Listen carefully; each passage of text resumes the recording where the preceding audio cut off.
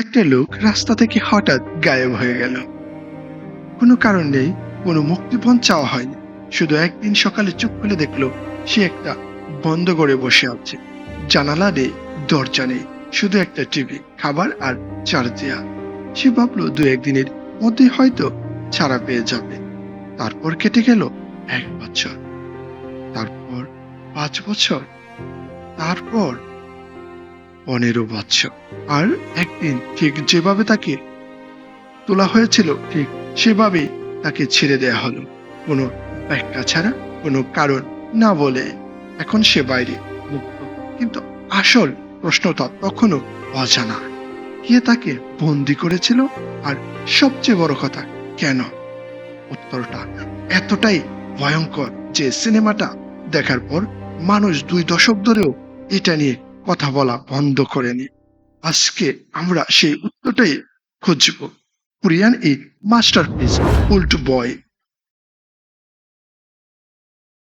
লোকটার নাম দাইশো।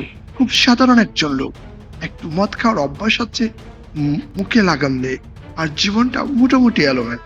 মেয়ের জন্মদিনে মাতাল অবস্থায় থানায় ধরা পড়ে একবার। তারপর সে রাতে এসে গায়েব হয়ে যায়। কেউ জানে না কোথায়, কারা তাকে তুলে নিয়ে গেল। পরে যা কিছু জানা যায় সব ওই বন্ধ করে বসি একটা প্রাইভেট সেল, দেখতে সস্তা কোনো মোটেলের রুমের মতো। বাইরের পৃথিবীর সাথে একমাত্র সংযোগ একটা টিভি। খাবার আসে, ঔষধ আসে, কিন্তু কোনো মানুষের মুখ দেখা যায় না।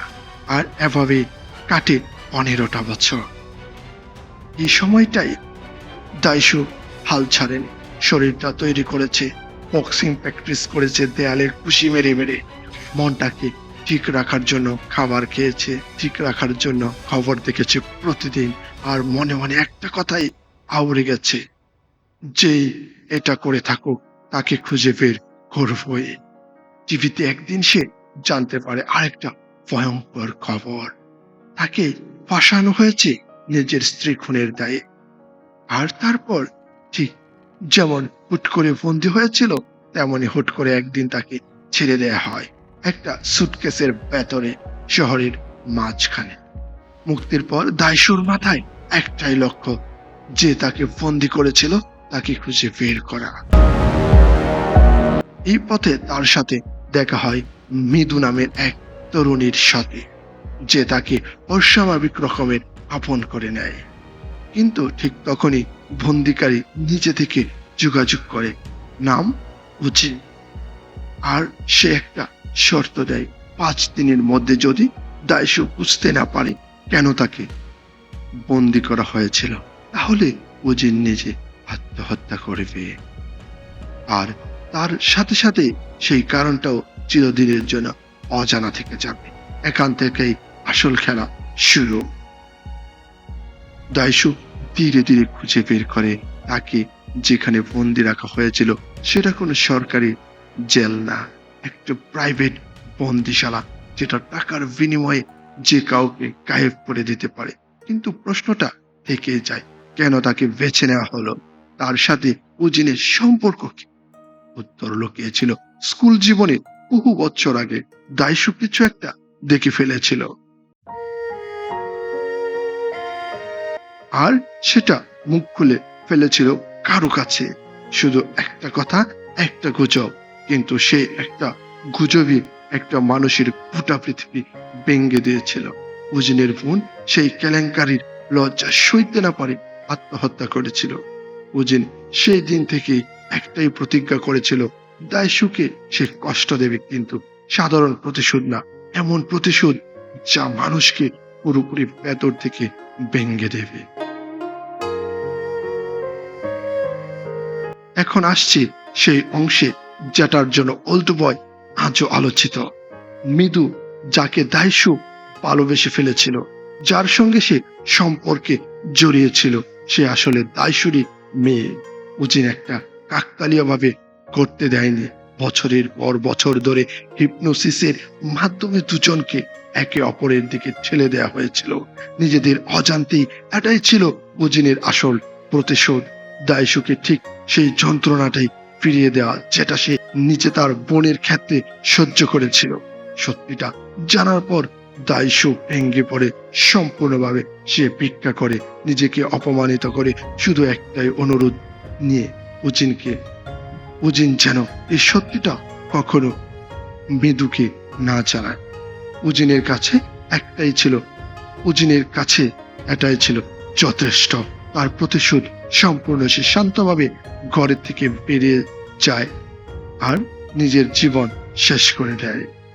দাইশু তখন একটা ভয়ঙ্কর সত্যির সাথে বেঁচে থাকতে বাধ্য।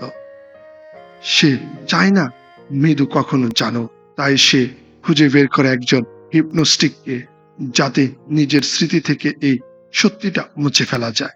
সিনেমার একদম শেষ দৃশ্যে দেখা যায় দাইশু বরফের মধ্যে দাঁড়িয়ে আছে, মৃদু তাকে জড়িয়ে ধরে, আর দাইশু মুখে একটা হাসি, কিন্তু সে হাসিটাই সবচেয়ে অস্বস্তিকর, কারণ দর্শক জানে ভেতরে ভেতরে কি লুকিয়ে আছে। এখানে যেটা নিশ্চিতভাবে জানা যায়, মৃদু সত্যি দাইশুর মেয়ে, আর পুরো ঘটনাটাই ছিল উজিনের সাজানো একটা দীর্ঘমেয়াদী প্রতিশোধ। তবে শেষ দৃশ্যটা নিয়ে একটা প্রশ্ন থেকেই যায়, যেটা পরিচালক নিজেই খোলা রেখে দিয়েছে। হিপনোসিস কি আসলে কাজ করেছিল? দাইশু কি সত্যি ভুলে গেছে, নাকি শুধু পান করেছে ভুলে যাওয়ার মৃদুকে রক্ষা করার জন্য? এই প্রশ্নের কোনো নিশ্চিত উত্তর সিনেমা দেয় না। এটা একেবারে দর্শকের নিজের ব্যাখ্যার উপর ছেড়ে দেওয়া। তাই এটাকে চূড়ান্ত সত্য হিসেবে না নিয়ে একটা সম্ভাবনা হিসেবে দেখা উচিত। সিনেমার শুরুর দিকে একটা সংলাপ আছে, যেখানে উজিন দাইশুকে বলে, এই বড় জেলখানায় জীবন কেমন লাগছে?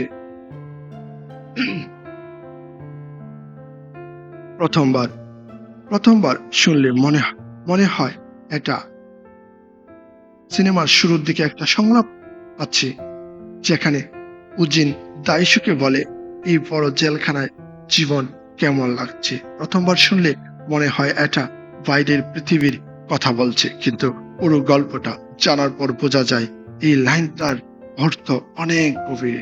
সত্যিটা জানার পর দাইশু আসলে কোনোদিন মুক্ত হয়নি, শুধু একটা জেল থেকে আরেকটা জেলে গিয়েছে। ওল্ড বয়ের মূল থিমটাই এখানে। সত্যিটা কি সবসময় মুক্তি দেয়, নাকি কখনো কখনো অজ্ঞতাই মানুষকে বাঁচিয়ে রাখে? প্রতিশোধ নেয়ার পর দাইশু যা পেয়েছে, সেটা কি আসলে শান্তি, নাকি আরো গভীর একটা যন্ত্রণা? ওল্ড বয়ের এই অ্যান্টিক আপনার কাছে কেমন লাগলো? দাইশু কি সত্যি ভুলে গিয়েছিল, নাকি শুধু ভ্যান করেছিল?